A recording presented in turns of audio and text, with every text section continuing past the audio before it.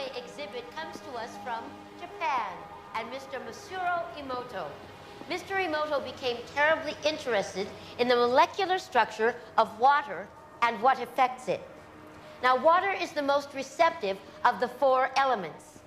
Mr. Emoto thought perhaps it would respond to non-physical events. So he set up a series of studies, applied mental stimuli, and photographed it with a microscope. For one sample of water, we drop about 0.5 cc's onto each 50 petri dishes. Then we take those 50 petri dishes and freeze them in a freezer at minus 25 degrees Celsius for about 3 hours. We take those frozen samples into a refrigerator that is set at minus 5 degrees Celsius, where a microscope with a camera is set up. There we take photographs of each of the 50 water drops individually.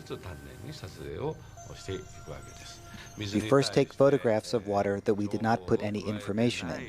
Then we take the water with information and do the same procedure just described.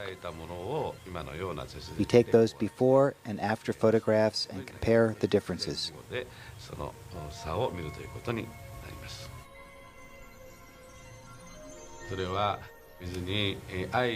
When we projected the feeling of love and thanks to water, it made the most beautiful crystal. At times like this, I think water is at peace. This first picture is a picture of water from the Fujiwara Dam. And this picture is the same water after receiving a blessing from a Zen Buddhist monk.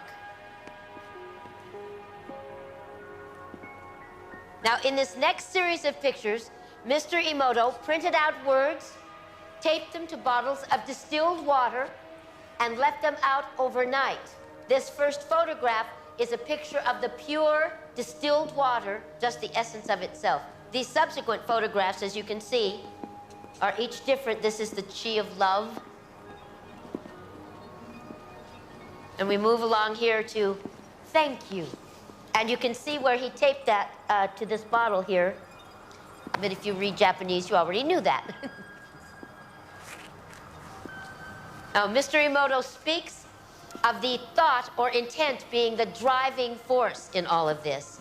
The science of how that actually affects the molecules is unknown, except to the water molecules, of course.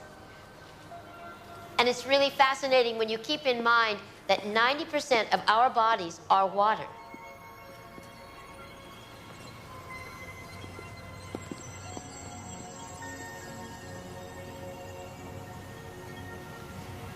Makes you wonder, doesn't it?